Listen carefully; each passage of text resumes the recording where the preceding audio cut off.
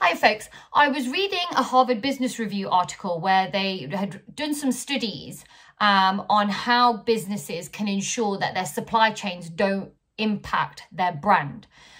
In 2017, Nando's, there was a big kind of Twitter storm almost about Nando's not having enough chicken to be able to supply its customers. And with it being one of the most famous kind of, chicken restaurants, or being famous for selling chicken, that obviously tarnished its brand. Now that might seem quite low level, but on a much more severe case, Boeing have had supply chain issues where they weren't able to meet their deadlines for supplying aircraft to their customers. So that was a real issue, to the point where they didn't have enough harnesses at one time, etc. And then even more severe than that, it was the case of an Apple contractor in China, and them not dealing with human rights abuses, and several of their workers committing suicide. We've even seen more recently several of the investors in Boohoo have pulled out since it's been revealed that it is violating, human rights issues, etc., violating human rights in their treatment of factory workers. And that's really local to us. That's in Leicestershire.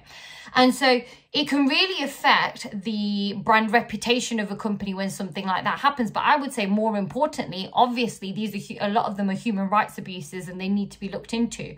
And we need to be making sure as business owners and as customers that we are not promoting them or allowing them to happen. And certainly with the rise of the internet, customers are becoming more aware and they're becoming more conscious of where their clothes or food or whatever it may be is coming from.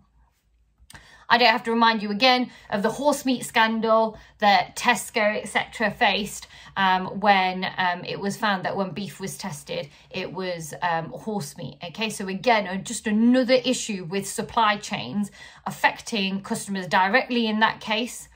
Now, when we look at this issue, you can link this into your curriculum, your business studies curriculum, whether it comes to supply chain management. Ethics, we'll be covering that as well. It will obviously affect finances. It will affect branding, customer trust and customer relationships. So you can link it into quite a few different areas in the spec. Why do these challenges occur? Well, companies have real issues when it comes to picking suppliers.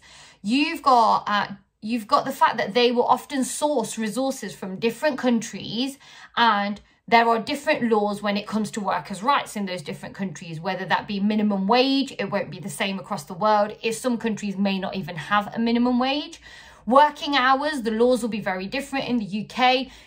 We are very particular about our working hours. So we will say, every 4 hours, individuals need a 15-minute break, etc., etc. Other countries don't have a strict law around working hours. Working age is another one.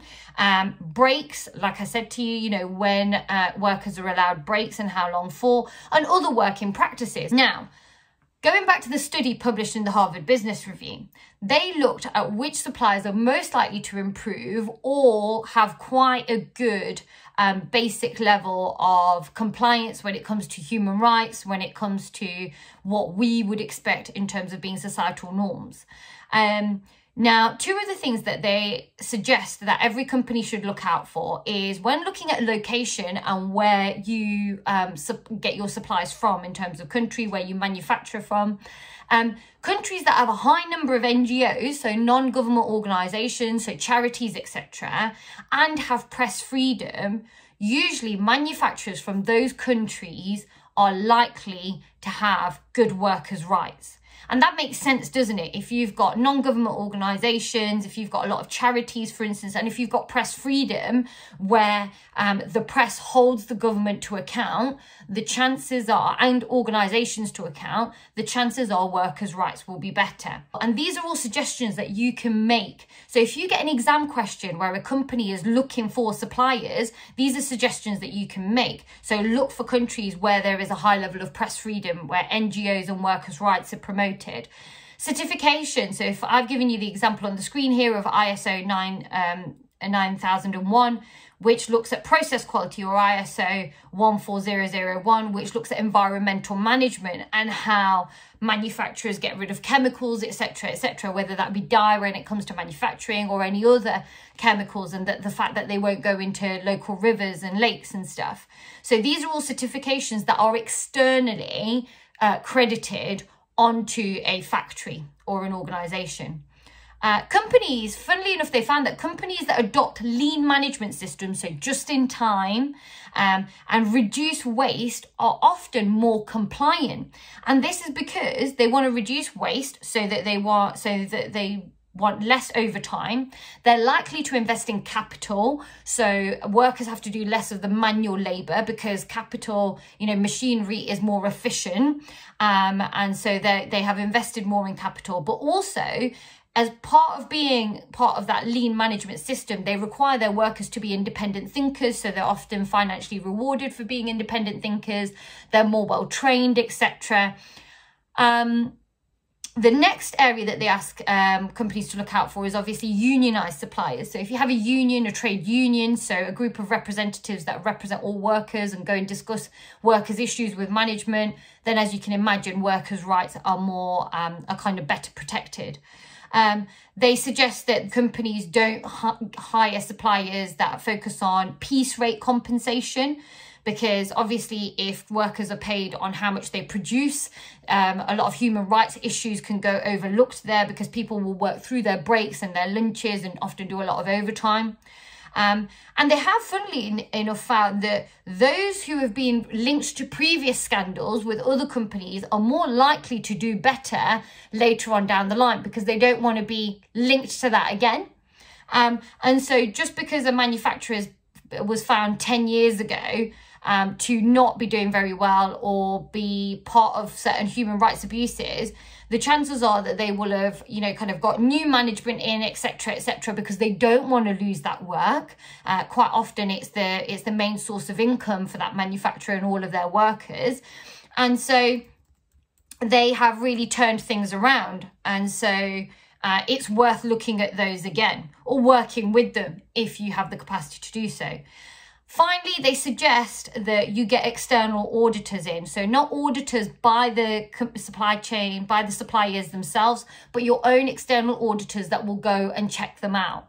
Now, obviously, you're looking at quite large companies here that can afford to do that. Most companies, no matter how large or small, can check if they've got any ISO certifications, can make sure, can choose suppliers in areas where there's press freedom, etc. Okay, so these are kind of some go-to areas that a company can, a kind of like a tick list that they can use when choosing a supplier.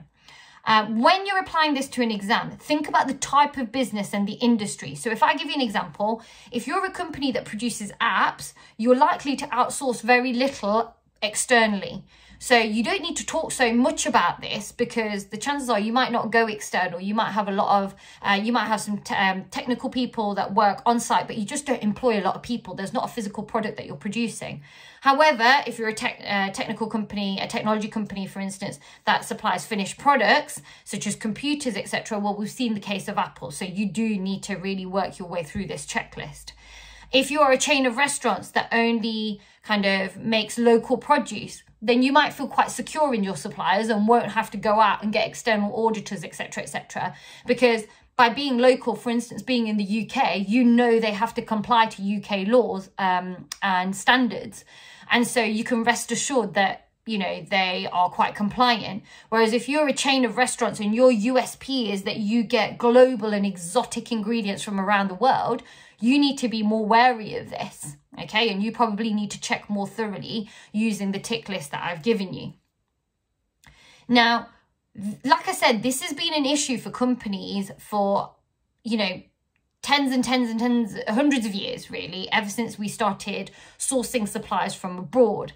However, it's really come to the forefront since the rise of the internet because customers are becoming more conscious. It's easier for news to spread. So if human rights violations are happening in, for example, the factory that was working with Apple, it is quite easy for that news to transfer over to the UK or the US where you know, where their customers have access to that information and therefore can choose a rival company if they want to.